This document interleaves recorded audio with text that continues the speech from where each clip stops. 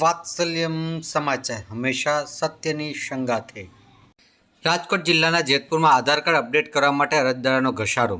જેતપુરમાં post office કચેરી આધાર card update કરવા માટે અરજદારોની લાંબી લાઈનો લાગી।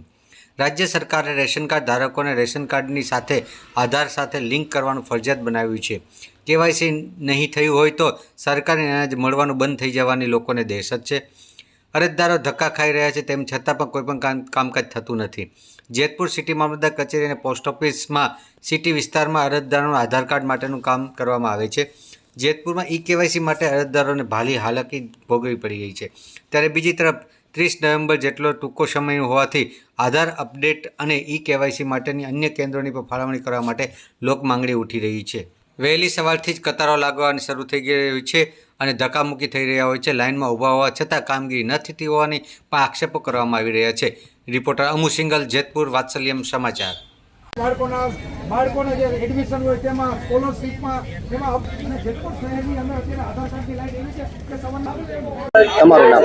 મારું નામ મયુરીબેન છે, હું જેતપુરથી બોલું છું અને આધાર કાર્ડ માટે આવી છું, બરાબર। પણ મામલતદારેથી પોસ્ટ ઓફિસે મામલતદારે ધક્કા ખવડાવે છે। આધાર કાર્ડનું કાંઈ કામ થતું નથી અને આધાર કાર્ડની સખત જરૂર છે કેવાયસી માટે પણ, અને છોકરાઓને સ્કૂલમાં પણ આધાર કાર્ડની જરૂર છે। ત્યાંથી ધક્કા ખવડાવે છે તો સરકારને ધ્યાન દેવું જોઈએ એમ। મારી માંગ એટલું જ છે કે આધાર કાર્ડ લિંક થઈ જાય, અપડેટ થઈ જાય, એવું કરી દે તો સારું એમ, ધક્કા ખવડાવવા માટે। સવારથી તમે કેટલા વાગ્યાના લાઈનમાં ઊભા છો? સવારથી 8 વાગ્યાની લાઈનમાં છું, નાના છોકરા મૂકીને આવી છું, ઘરે વિકલાંગ છોકરો છે માટે થોડું જલ્દી કરી દે તો વધારે સારું એમ। તમારું નામ? મનોજભાઈ।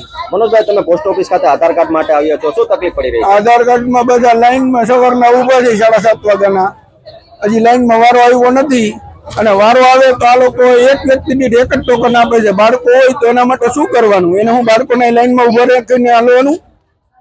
તો જેટલા મેમ્બર હોય એટલાની આપી દો એકવારમાં, ભલે ને અઠવાડિયા પછીની તમે ડેટ આપો, મહિનાથી પછીની ડેટ આપો, કોઈ પ્રોબ્લેમ નથી ને। આ કેટલા વાગ્યાથી લાઈનમાં ઊભા છો અને કેટલા ટોકન આપવામાં આવે? 7:30 વાગ્યાનો ઊભો છું હું। અત્યાર સુધીમાં ટોકન તો બધાને આપે છે, પણ કેટલા આપે છે એ સિંગલ વ્યક્તિને એક જ ટોકન આપે છે। તમે તકલીફ શું પડી રહી છે? તકલીફ બસ આ પ્રોબ્લેમ આ જ છે કે એક જ સેન્ટર ચાલુ છે, બીજા સેન્ટર ચાલુ નથી। તમારી માંગ શું છે? બધે બીજા સેન્ટર ચાલુ કરાવો, બસ એના માટેની માંગ છે। તમારું નામ? નિલેશ જયંતિભાઈ પંચોલી। નિલેશભાઈ, તમે આ પોસ્ટ ઓફિસ ખાતે આવ્યા છો આધાર કાર્ડ કઢાવવા, તકલીફ શું પડી રહી છે, શું સમગ્ર મામલો છે? હું 5 વાગ્યાનો આવ્યો છું સવારનો, પણ વારો આવતો નથી, બરાબર। વારો આવે પણ એ ખોટા બહાના બતાવે છે કે આ કામ નહીં થાય, મામલેદારે જાઓ, મામલેદાર વાળા એમ કે પોસ્ટ ઓફિસે જાઓ, અમારું કામ થતું નથી।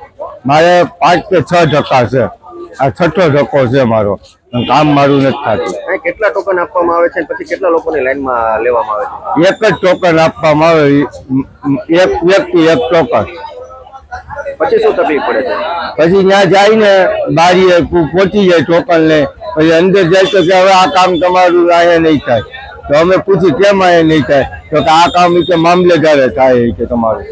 તો મામલેદારેથી જવાબ એમ મળે કે આ પોસ્ટ ઓફિસ છે, એટલે ટૂંકમાં પબ્લિકને ધક્કા ખવડાવે છે।